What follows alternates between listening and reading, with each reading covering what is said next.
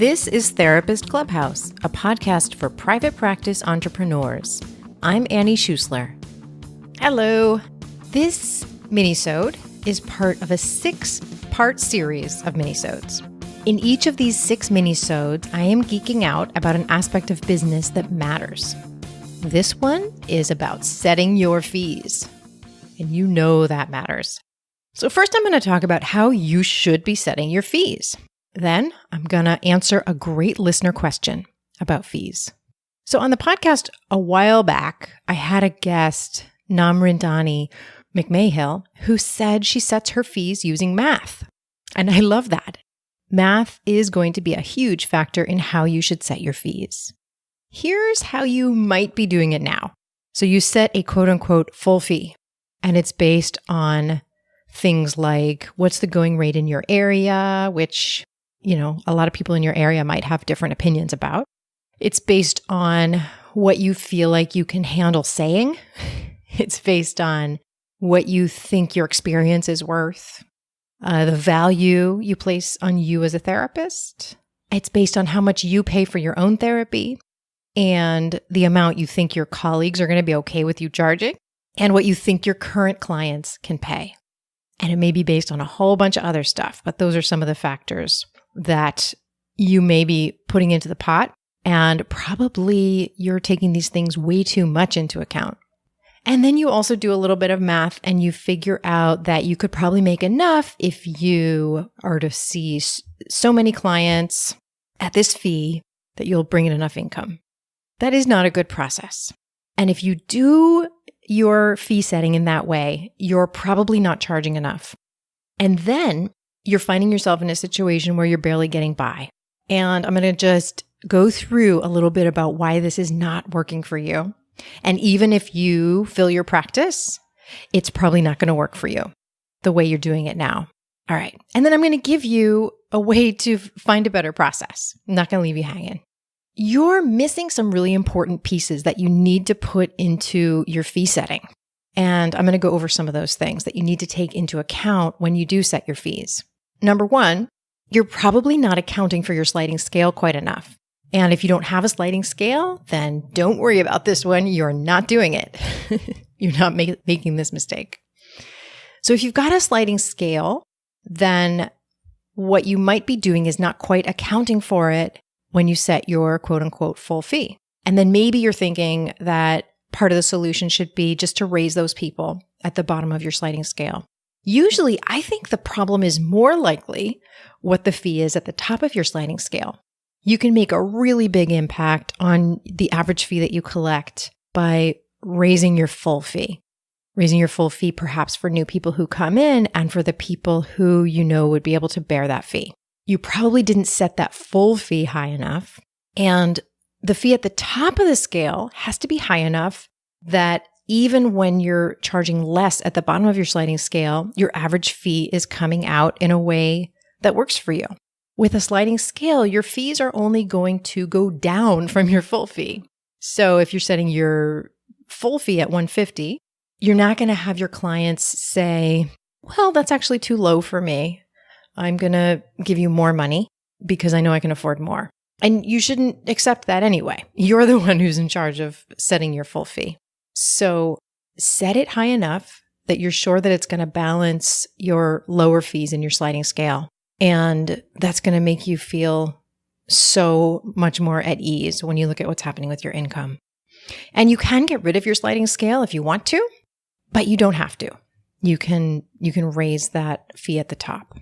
All right. The next thing that goes wrong for a lot of people is that they're underestimating the interruptions in their schedules. So if you're calculating your full fee based on basically a full schedule where you're seeing this many clients per week at this fee, then you're going to always be falling short when you go on vacation. You're going to be falling short when people need to cancel. And you're going to be falling short when your practice just isn't full for a few weeks.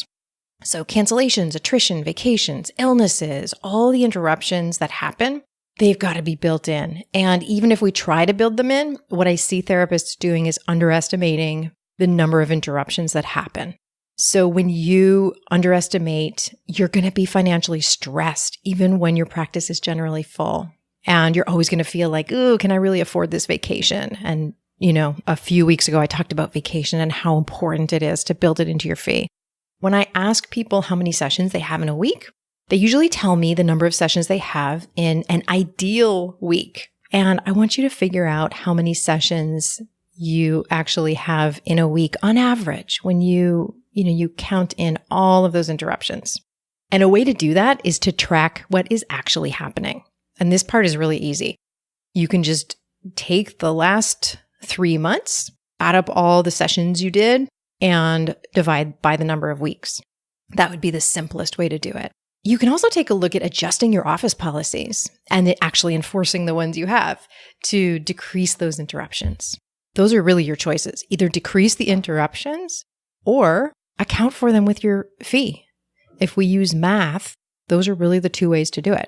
Okay, number 3, this is a big one. You are not saving money. You are not adding enough to your fee to save money. And therapists need to save money, both in their businesses and in the rest of their lives. So when I was setting my fees, I wasn't using that word. I wasn't accounting for savings.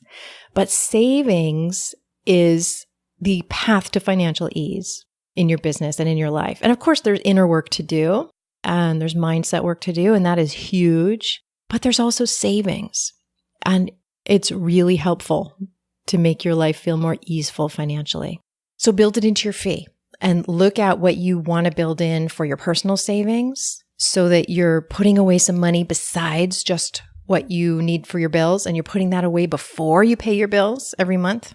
And you can pay for a bit towards retirement every month, a bit towards health problems, vacation, time with your family, buying your next car with cash. So that's something that I do that I love to do is I have, rather than paying for my car through car payments, like a loan, I am paying for my next car now by putting money into a savings account every month that's going to go to the next car that I purchase when this one, needs to be replaced. You want to set aside money for perhaps caring for an aging parent. Perhaps your kid is going to want to go to college. All that stuff. And then I also want you to set aside some money for business. This means besides the month-to-month costs of running your business, set something aside so that when a big opportunity comes along, like going to that training that costs quite a grip, but would be so valuable for you that you can do that. So start saving up for those opportunities. Or maybe even you need a new sofa for your office, and that's going to cost a bit. Add up all those occasional costs and realize that those occasional costs, actually, when you look at every single one of them, they come up pretty often, and you want to have some money set aside for them. And that is going to make you feel so much more peaceful. So I'm going to tell you about this listener question, and I'm going to answer it. And then I'm going to direct you to where to get a step-by-step process to set your fees so that you don't have to, wing it anymore. You don't have to do it intuitively anymore. You can just follow this step-by-step process and come up with your fee. Actually, let's talk about your worth for a second before we jump into the listener question. A lot of therapists tell me that they're working hard to value themselves more so that they can charge more. And I actually don't think that's it for most of you. Your clients are not paying you because you are valuable. You are valuable, but you were already valuable before anyone paid you. And you're going to be valuable when you stop working and no one is paying you. It's really not you that your clients are paying for, even though you're incredible. It's the outcomes that people are paying you for. Focus on those outcomes when you're setting your fees. Think about your right fit clients. Really just picture them in your mind, what they have gotten out of therapy with you. And think about, was this a good way for them to spend their money? That is what you can keep in mind when you're setting your fee. It's that outcome that your fee is paying for. All right, here's the listener question. This person says, I have been charging $150 for 50-minute sessions for over 10 years now. Okay, please listen to this. This is me chiming in. You got to raise your fees more than every 10 years. That's just going to put you in a pickle. Okay, back to the question. After listening to you and your guests, I have been thoughtfully inspired to raise my rates to $160 per session. I'm in an affluent community outside of Chicago. I think the jump is reasonable. However, I'm getting pushback from current and new clients. They almost all have made snarky and even sometimes rude and sarcastic remarks to me. I feel it's disrespectful and it is so discouraging to me. It makes me want to crawl back into my I'm just a lowly therapist and how dare me cave. Here's my question. Is there any podcast and or blog post that speaks specifically to this issue? I know I do good work. I've been successful in a part-time practice for 17 years. I would love to hear if someone else has ever experienced this, and if so, how they handled it. All right, thank you so much for this question. Here we go. Let's make this that podcast that addresses it. Yeah, I've dealt with this before. I'm not going to get into the specifics because of confidentiality, but here's what I think. Knowing that you have done all of the work that we just talked about to get you ready to set the right fee is going to help you feel grounded in your new fee. And then I want you to practice saying it a lot. Really get that new fee into your bones. And hey, side note, you have raised your fee $10 after 10 years. So you could have really done a lot more, especially if you're dealing with some, really negative feelings from your clients about it. I kind of feel like, well, you might as well have raised it even more than that, or you might consider raising it more than that. Okay, back to my answer. After you have gotten that fee in your bones where you are comfortable with it, this is paying for my role in helping with these outcomes that these clients are getting. This is what I need in order to thrive financially and to pay for my vacation and my sick time and, me being able to feel some financial ease. Then you get ready to share that fee hike with your existing clients and to say it to your new clients. And you'll do better in the conversation if you feel really clear and know that you're a professional helping to create huge and important transformations. Then expect their snarky comments.